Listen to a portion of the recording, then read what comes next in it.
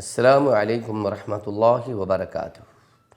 نحمدہ ونصلی علی رسولہ الکریم، اما بعد فاعوذ باللہ من الشیطان الرجیم، بسم اللہ الرحمن الرحیم۔ یا ایہا الذین آمنوا اتقوا اللہ وکونوا مع الصادقین۔ وقال تعالی لعنۃ اللہ علی الکاذبین۔ وقال رسول اللہ صلی اللہ علیہ وسلم ایاکم والکذب فإن الکذب یہدی الی الفجور وإن الفجور یہدی الی النار۔ ناظرین، میں ہوں قاری منیر احمد اور آپ دیکھ رہے ہیں باغی ٹی وی۔ آج کی اس پروگرام میں سچائی کی فضیلت اور جھوٹ کا جو گناہ ہے اس کی بربادی کے حوالے سے بات کریں گے۔ اللہ رب العالمین نے ارشاد فرمایا، ایمان والو اللہ سے ڈر جاؤ اور سچوں کے ساتھ مل جاؤ۔ یہ آیت کریمہ اللہ ذو الجلال والاکرام نے سورہ توبہ کے اندر نازل فرمائی ہے، جس میں مسلمانوں کو اللہ کی راہ میں نکلنے کا، قتال کرنے کا حکم دیا گیا۔ تو جہاد سے پیچھے رہنے والے 3 لوگوں میں سے 3 اشخاص تھے، وہ امر مجبوری پیچھے رہ گئے۔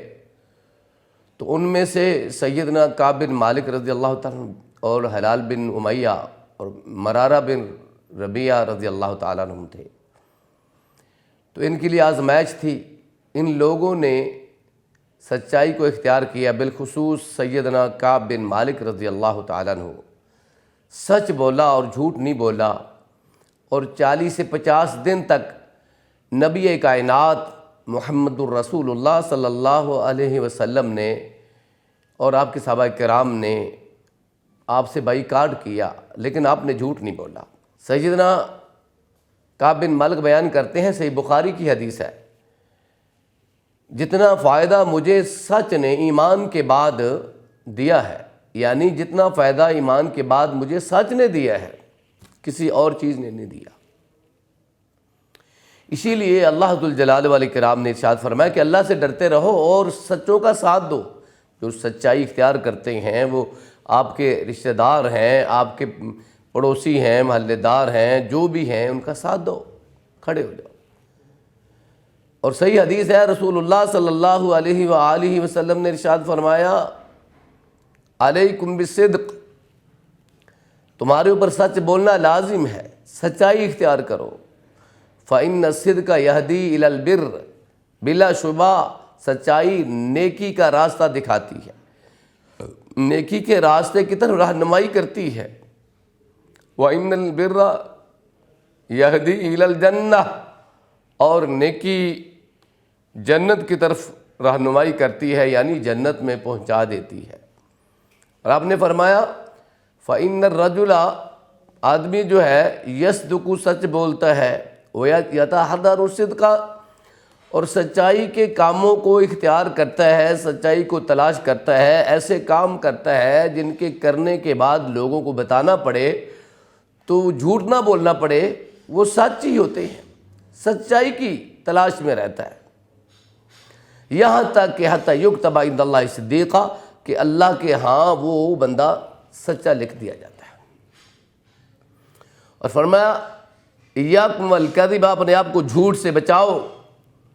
فإن الفجور یہدی الی الفجور، بلا شبہ جھوٹ جو، فإن الکذب یہدی الی الفجور، جھوٹ انسان کو گناہوں کی طرف لے جاتا ہے، فسق و فجور، نافرمانیوں کی طرف لے جاتا ہے۔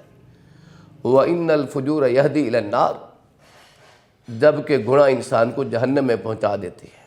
آپ نے ارشاد فرمایا، آدمی جھوٹ بولتا ہے، جھوٹ کے کام کرتا ہے، جھوٹ کی تلاش میں رہتا ہے، جھوٹ کی مجلس جاتا ہے، حتیٰ کہ جھوٹ چھوڑتا نہیں، یہاں تک کہ اللہ کے ہاں وہ کذاب لکھ دیا جاتا ہے، جس کے بارے میں اللہ رب العالمین قرآن مجید میں ارشاد فرماتے ہیں، ان اللہ لا یہدی من ہوا کاذب کفار، اللہ تعالیٰ ایسے بندے کو جھوٹ بولنے والا ہے اور ناشکر ہے، ہدایت ہی نہیں دیتے۔ یعنی جھوٹ بولنے کی وجہ سے، اور دوسری آیت میں سورہ مومن نے فرمایا، کذالک یطبع اللہ علی کل قلب متکبر جبار، متکبر قسم کے آدمی کے دل کے اوپر اللہ تعالیٰ مور لگا دیتا ہے، سرکش۔ تو یہ بھی سرکشی ہے، اور جھوٹ بولنے کی وجہ سے انسان جو ہے اللہ تعالیٰ کی رحمت سے محروم ہو جاتا ہے۔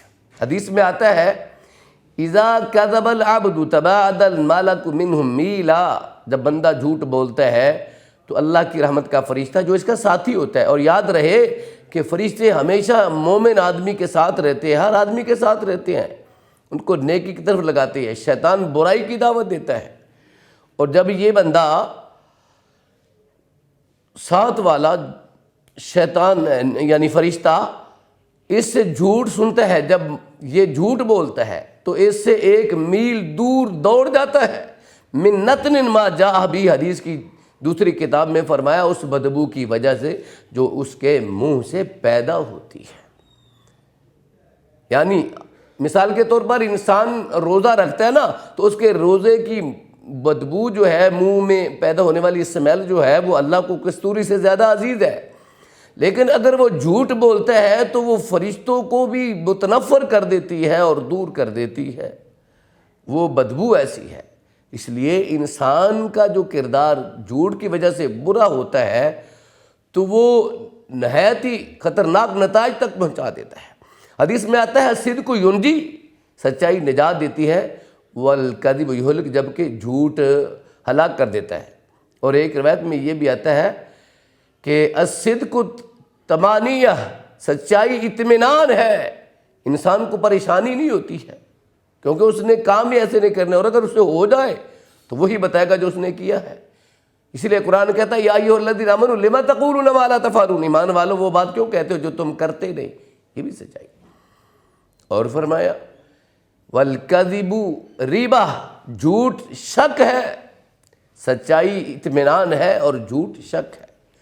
نبی کائنات صلی اللہ علیہ وسلم کی ایک اور حدیث ہے جس میں فرمایا منافق کی 3 علامتیں، یعنی جو بندہ 3 یہ کام کرتا ہے تو وہ مومن نہیں رہتا ہے۔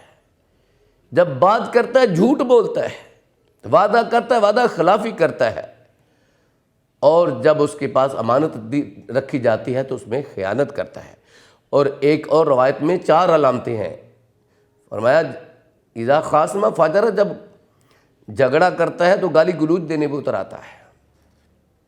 تو اس حدیث کے مطابق جھوٹ انسان کو منافق بنا دیتا ہے، اور جب منافقت اختیار کرتا ہے تو اللہ کی رحمت نہیں ہوتی، بلکہ اللہ کی طرف سے اللہ فرماتے ہیں کہ لعنت اللہ علی الکاذبین، جھوٹوں پر اللہ کی لعنت ہو۔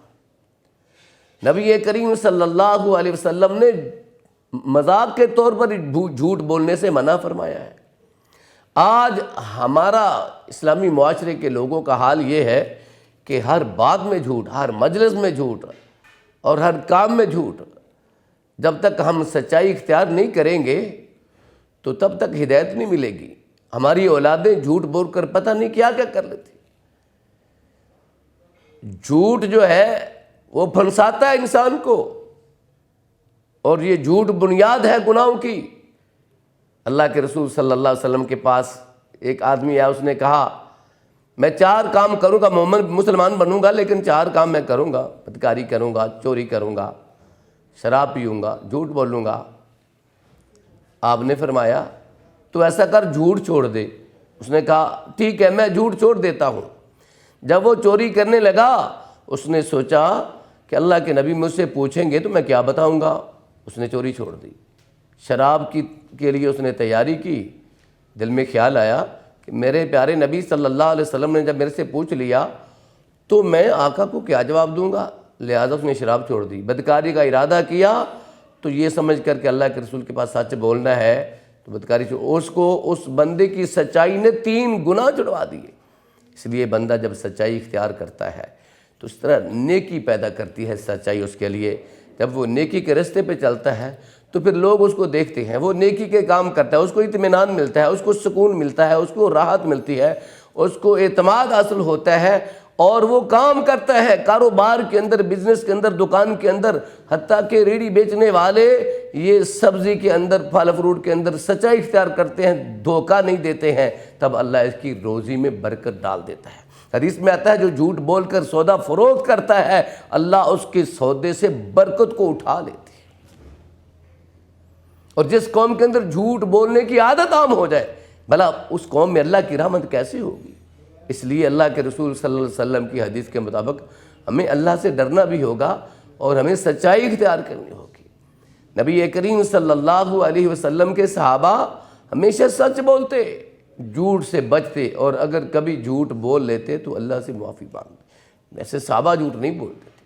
اور حضرت ابی بن کعب رضی اللہ تعالیٰ عنہ نے سچ بولا، 40 سے 50 دن تک جو ہے بائیکاٹ رہا، پھر اللہ تعالیٰ نے ان کی توبہ کو قبول کیا، اور ان کے بارے میں قرآن کہتا ہے کہ اللہ رب العزت نے ان کی توبہ کو قبول فرما لیا، جھوٹ نہیں بولا۔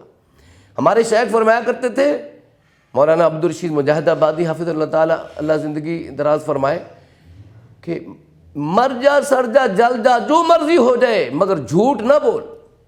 آدمی سچ بولنا شروع کر دے تو بہت ساری برائیوں سے بچ جائے گا۔ ظاہر ہے اس نے کام ہی وہ کرنا ہے جیسے کوئی پوچھے گا، شک والے کام ہے ان کو چھوڑنے سے انسان مومن بن جاتا ہے اور اطمینان پیدا ہوتا ہے۔ جھوٹ انسان بولتا ہے تو کہتے ہیں کہ جھوٹ کے پاؤں نہیں ہوتے، اور جھوٹ پکڑا جاتا ہے، جبکہ سچائی روز روشن کی طرح واضح ہو جاتی ہے۔ اور اگر کہیں سچی بات کی گواہی دینی پڑ جائے تو سچوں کا ساتھ بھی دینا چاہیے، سچی گواہی بھی دینی چاہیے۔ اللہ سے دعا ہے کہ اللہ ذوالجلال الاکرام ہمیں سچ بولنے کی توفیق عطا فرمائے۔ اللہ کے نبی صلی اللہ علیہ وسلم کی دعا ہے کہ اللہم طہر قلبی من النفاق، میرے دل کو نفاق سے، اور ولسانی من الکذب، میری زبان کو جھوٹ سے، اور میری آنکھ کو خیانت سے بچا، اور میرے عمل کو ریاکاری اور دکھلاوے سے بچا۔ یہ دعا ہے، اور ہمیں بھی دعا کرنی چاہیے، بچوں کو سچ بولنے کی عادت ڈالنی چاہیے۔ اللہ رب العزت زندہ رکھے ایمان اسلام کے اوپر، اور موت دے تو حالت ایمان پہ۔ وما علیہ الا البلاغ المبین۔ السلام علیکم ورحمۃ اللہ وبرکاتہ۔